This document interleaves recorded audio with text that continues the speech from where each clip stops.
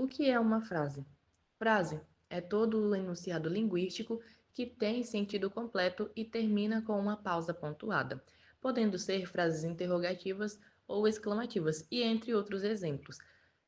As frases interrogativas são quando o emissor da mensagem interroga sobre algo de forma direta ou indireta. Exemplo: você gosta de comer ou você quer comer? É um tipo de frase interrogativa direto. Já as frases exclamativas são quando o emissor da mensagem manifesta emoção ou surpresa. Exemplo: que lindo!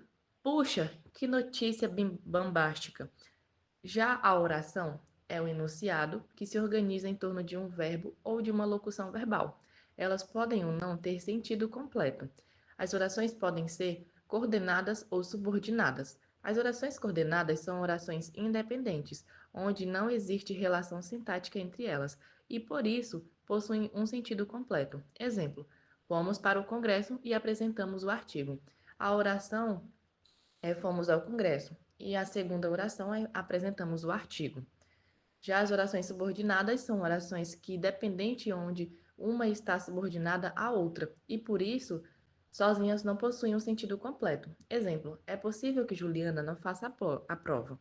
A oração um é possível e a oração 2 é que Juliana não faça a prova. Então, ambos, dependentes onde estiverem, têm de estar juntos, porque senão não vão trazer um sentido completo à frase. Já o período é a frase organizada em uma ou mais orações. O período pode ser simples ou composto. O período simples é formado por somente uma oração agrupada em torno de um único verbo ou de uma locução verbal. Quando isso ocorre, o período é denominado de oração absoluta. Exemplos de períodos simples: estamos felizes com os resultados. Outro exemplo: faltam apenas alguns dias. Já o período composto é formado por mais de uma oração. Nesse caso, a quantidade de orações é sujeita ao número de verbos ou de locuções verbais. Exemplo: faça como eu pedi. Não sei se tenho coragem.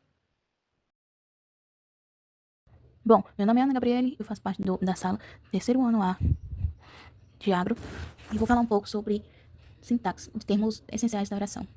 O primeiro tópico que eu vou falar é o sujeito.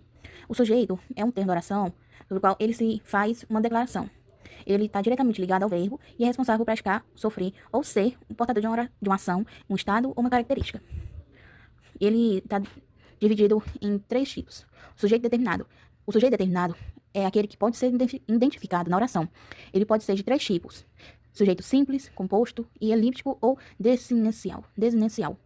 O simples, ele possui apenas um núcleo. Um exemplo: a lua brilhou intensamente. O núcleo é a lua. Sujeito composto, ele possui dois ou mais núcleos. Um exemplo: os meninos e as meninas cantaram juntos. O sujeito elíptico ou desinencial, ele não é expresso na oração, mas ele pode ser identificado pela conjugação verbal ou pelo contexto. Um exemplo: estudamos muito ontem. O sujeito oculto é nós, que não apareceu nessa oração. Outro tipo de sujeito é o indeterminado. O sujeito indeterminado ocorre quando não pode ou não quer se identificar o agente da ação. E isso pode ocorrer de duas formas: com o verbo na terceira pessoa do singular e o pronome se, com índice de indeterminação. Um exemplo: precisa-se de funcionários. E como o verbo da terceira pessoa no plural, sem indicar quem são os agentes. Um exemplo: falaram mal de você. E o outro tipo de sujeito é a oração sem sujeito. É também chamado de oração de predicado vazio ou inexistente. Ela não tem sujeito e o verbo apresenta fenômeno da natureza, tempo ou estado. Um exemplo de fenômeno natural da natureza: choveu ontem em Araguatins. E um exemplo de verbos impessoais: é preciso esperar. Bom, o segundo tópico são os predicados. O predicado é uma parte da oração que contém um verbo e as informações a respeito do sujeito. Ele pode ser classificado conforme o tipo de verbo presente. Pode ser um verbo de ligação. Ele não indica uma ação, mas sim um estado ou uma característica do sujeito. Ele conecta o sujeito a um predicado, um atributo, uma característica. Por exemplo: ser, estar, parecer, permanecer, continuar. Um exemplo: ela está feliz. Feliz é um atributo dela, é um estado em que ela está. Outro é o verbo nocional. Os verbos nocionais indicam ação praticada ou um processo experimentado pelo sujeito. Ele expressa movimentos ou atividades que resolveram o problema. Por último, o verbo intransitivo. Os verbos intransitivos possuem sentido completo e não necessitam de complemento. Por exemplo: as flores desabrocham. João dormiu profundamente. Bom, sou Elcio e vou estar explicando sobre os predicativos, sendo eles predicativos do sujeito ou predicativos do objeto. Os predicativos, eles são termos da oração que atribuem uma característica a um elemento. E agora vamos analisar cada um deles. Bom, predicativo do sujeito, ele é um termo que indica uma qualidade, estado ou característica do sujeito da oração.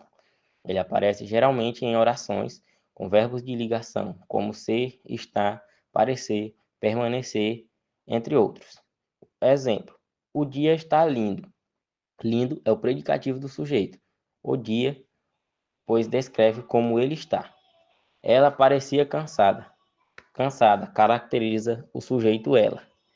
O predicativo do sujeito, ele pode ser ligado ao sujeito por meio de um verbo de ligação, como nos exemplos acima, ou pode aparecer em frases sem verbo de ligação, mas mantendo a função de caracterização. O predicativo do objeto, ele é um termo que indica uma característica do objeto direto ou indireto da oração. Ele aparece geralmente em orações com verbos transitivos que expressam ação. Exemplo: chamar o João inteligente. Inteligente caracteriza João, que é o objeto direto da oração. Outro exemplo: considero esse filme chato.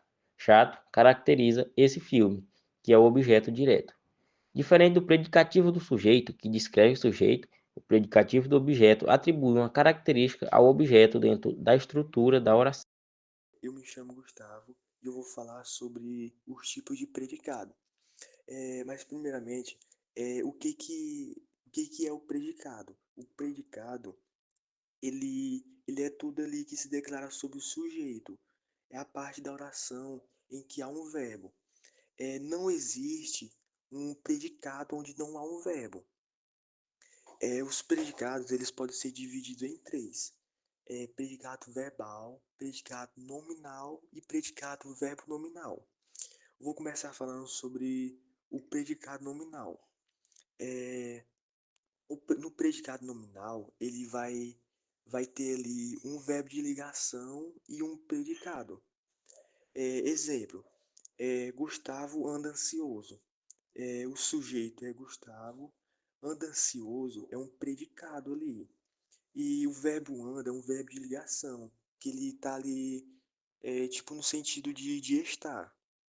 Então, tendo essas características ali, ele vai formar um predicado nominal. Já o predicado verbal, ele já é diferente. No predicado verbal, não vai ter um verbo de ligação e nem um predicado. Exemplo: o juiz julgou o réu. O sujeito é o juiz, julgou é um verbo transitivo direto. E o réu é um objeto direto. Então não está tendo ali nenhum predicado e nenhum verbo de ligação. Com isso forma o predicado verbal. Já no predicado verbo nominal, ele vai ter um, mas não vai ter o outro. Ele vai ter o predicado, mas com isso não vai ter o verbo de ligação. Um exemplo: o juiz julgou o réu culpado.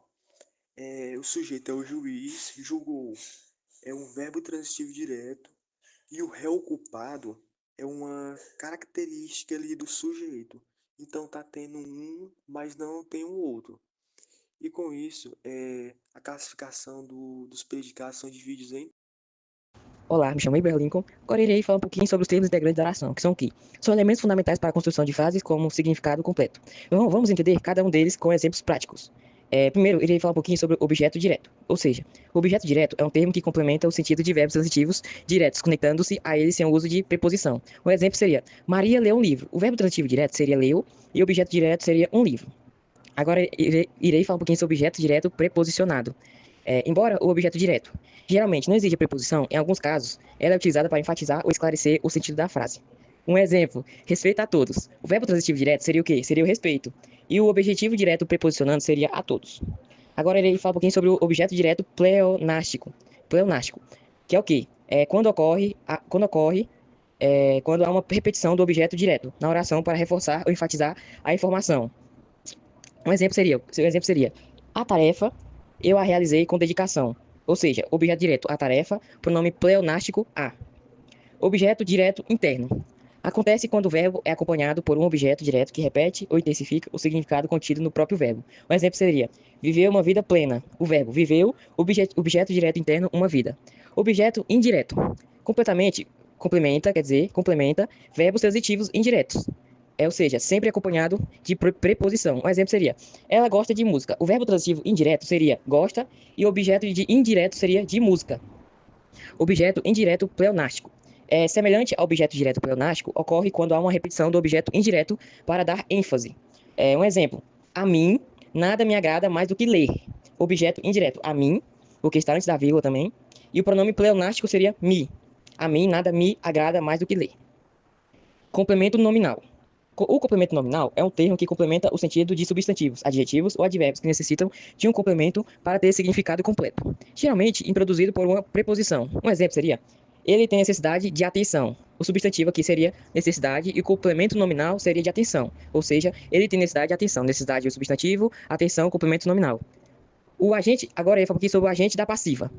Indica quem realiza a ação em orações na voz passiva, geralmente introduzido pelas preposições por ou de. Exemplo: o livro foi escrito pelo autor, o sujeito, o livro, o verbo da voz passiva, foi escrito e o agente da passiva pelo autor. Entender os termos integrantes da oração é essencial para a construção de frases claras e precisas. Eles desempenham um papel fundamental na complementação e no detalhamento das informações expressas na comunicação cotidiana. Olá, sou o André Sampaio, vou falar os termos acessórios da oração.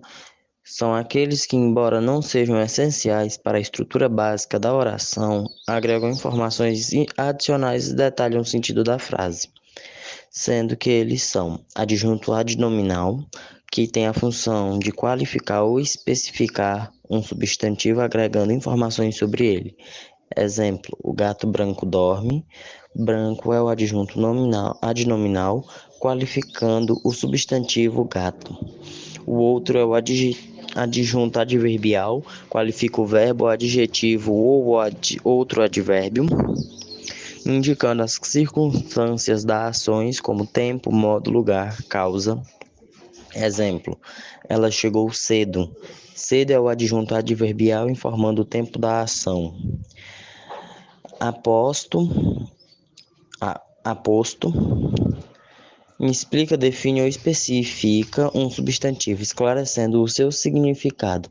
Exemplo: Carlos, meu irmão, é médico. Meu irmão é o apóstolo explicativo, fornecendo mais informações sobre Carlos.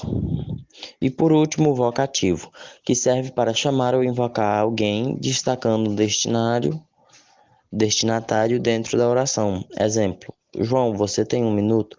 João é o vocativo, sendo a pessoa chamada para a ação ou a conversa. Esses termos não são essenciais para a construção da oração, mas ajudam a dar mais detalhe e enriquecer a mensagem. Eles são chamados de acessórios porque sem eles a oração ainda faria sentido, mas com eles a informação fica mais completa e precisa.